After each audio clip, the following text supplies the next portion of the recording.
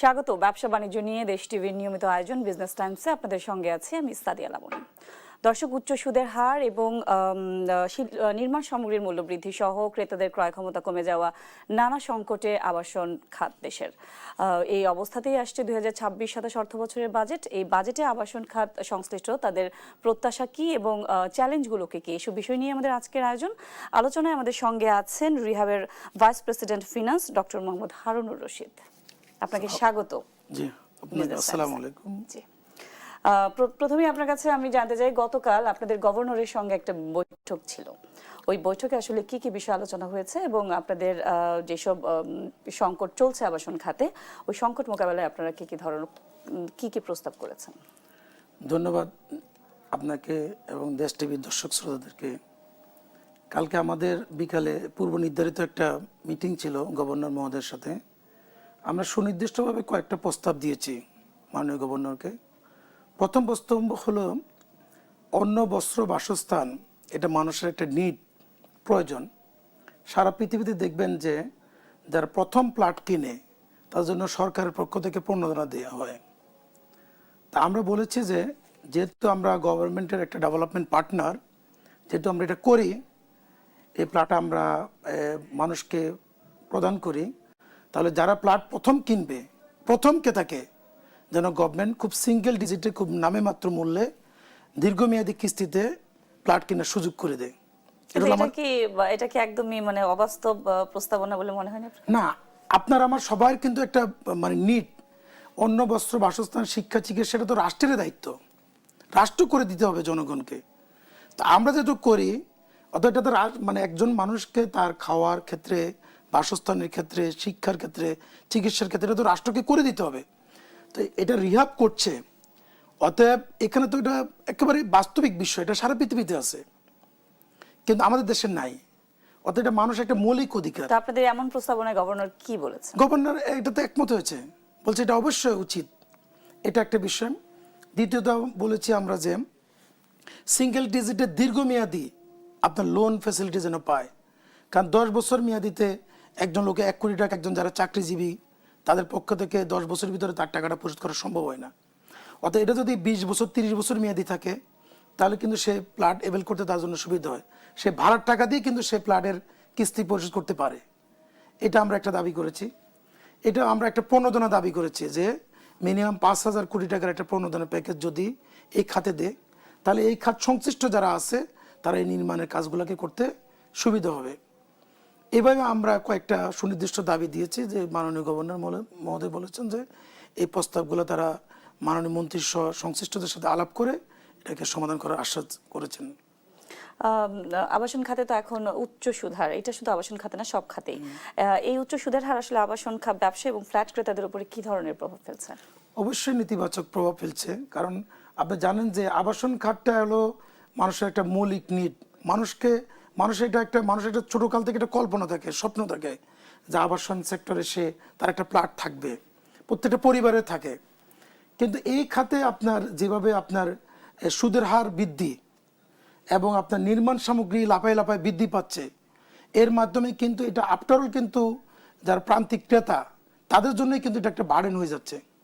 আগে যেরকম মধ্যবিত্ত পরিবার বা নিম্ন মধ্যবিত্ত পরিবারেরা প্লট কিনতে খুব মানে স্বাচ্ছন্দ্যে কিনতে পারতো, এটা কিন্তু দিন দিন যদি এই জিনিসটাকে সমাধান না করা যায়, সুদের হার যদি সিঙ্গেল ডিজিটে না করা যায়, নির্মাণ সামগ্রী বৃদ্ধির ক্ষেত্রে যদি এটাকে লাগাম টেনে না ধরা যায়, তাহলে কিন্তু একটা সময় নিম্ন মধ্যবিত্তদের কাছে আর প্লট থাকবে না।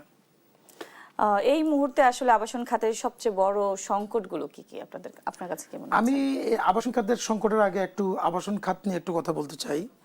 প্রথমত আপনি জানেন যে খুব সাম্প্রতিককালে আমি একটা গবেষণা করেছি বাংলাদেশের অর্থনীতিতে রিয়েল এস্টেট সেক্টরের অবদান, ডেপুটেড ইন্টারন্যাশনাল ইউনিভার্সিটির সহযোগিতায়। আমরা এই গবেষণায় দেখেছি যে এই বাংলাদেশের আবাসন খাত, এটি জিডিপিতে শুধু আবাসন খাতে 7.7 থেকে 10% অবদান রাখছে। এটা যদি আপনি লিঙ্কেজ ইন্ডাস্ট্রি ধরেন, রড, সিমেন্ট, ইট, বালু, প্রায় 250 লিঙ্কেজ ইন্ডাস্ট্রি এর সাথে, এই ইন্ডাস্ট্রিকে যদি একীভূত করেন, প্রায় 17 থেকে 18% কিন্তু জিডিপিতে কন্ট্রিবিউশন করে আবাসন খাত।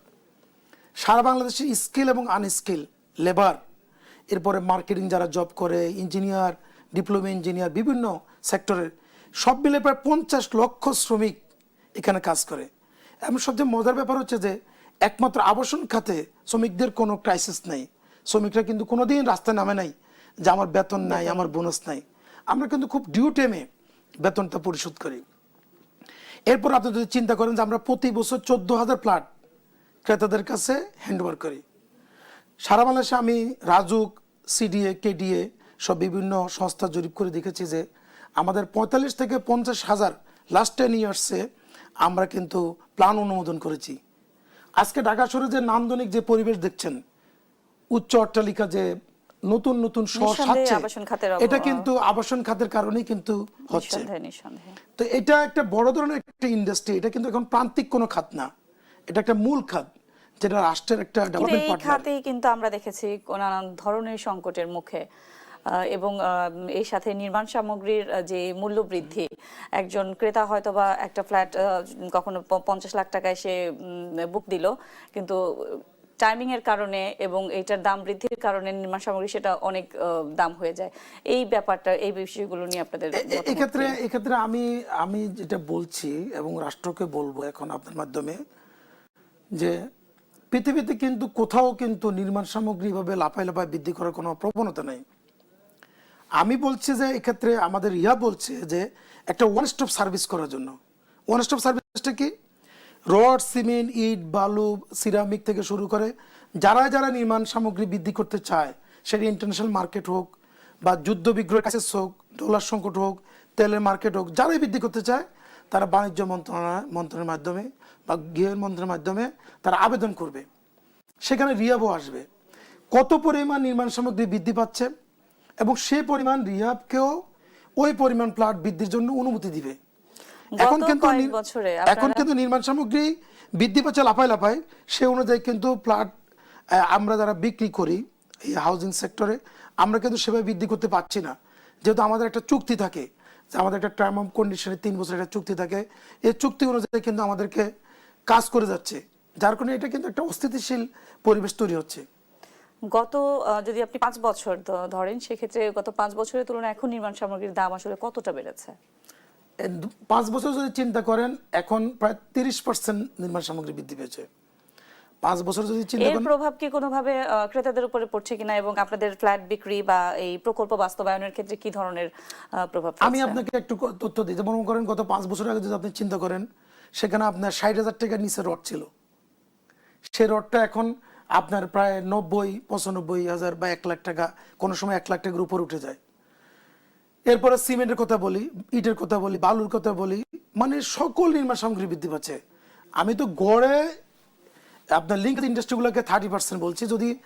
আপনি যদি আলাদা আলাদা যদি চিন্তা করেন, সেটা কিন্তু কোনোটা দেখা যাচ্ছে যে 60%, 70%, 80% হচ্ছে।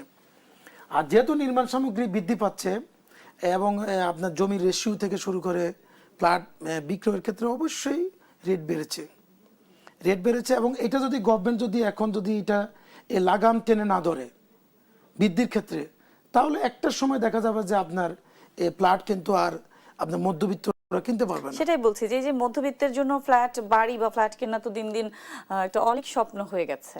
মানে এইটা থেকে আমরা আসলে কিভাবে বের হব? এই ক্ষেত্রে আমাদের রিহাবের পক্ষ থেকে পরামর্শ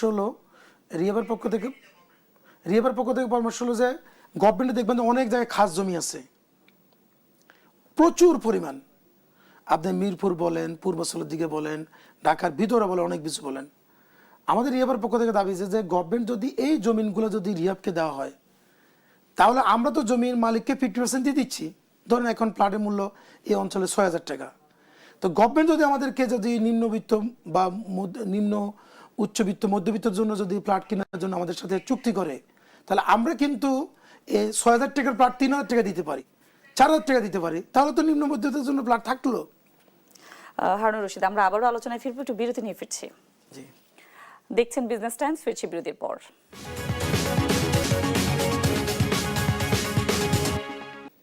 দেখছেন বিজনেস টাইমস।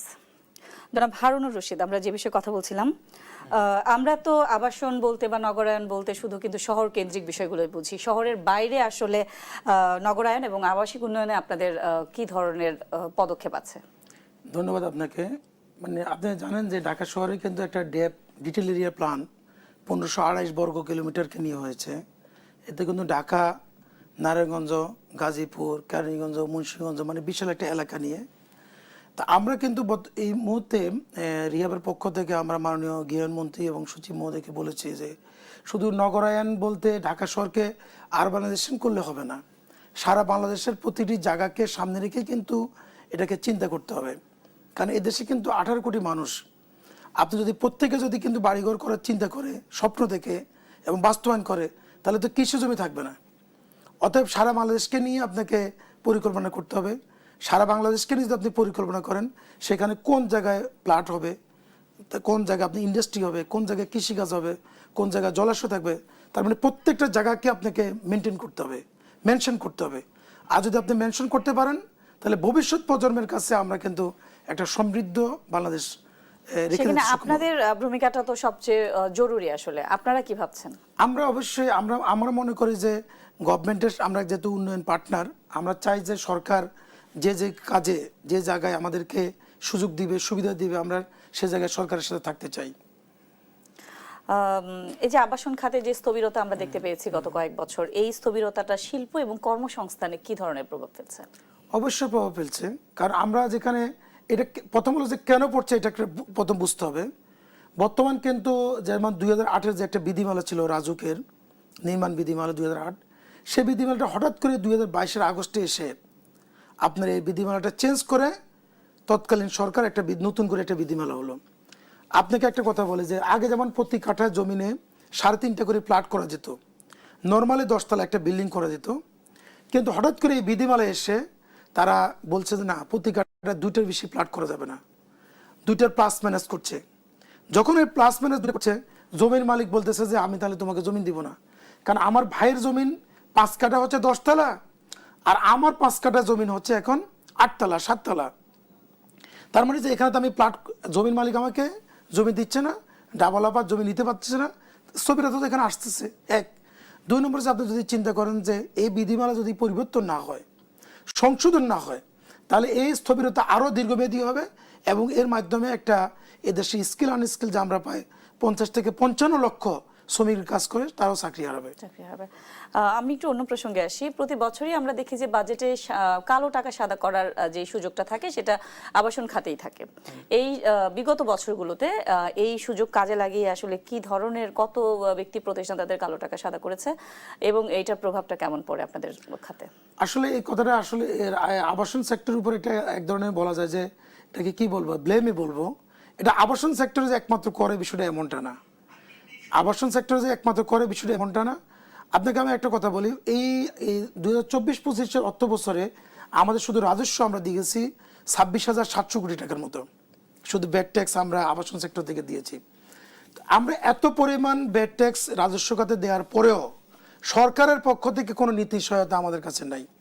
আমরা বলছি যে কালো টাকা সাদা করার দরকার নেই, কালো টাকা এখানে বিনিয়োগেরও কোনো প্রয়োজন নেই, আমাদেরকে গভর্নমেন্টের পক্ষ থেকে একটা নীতি সহায়তা দেন।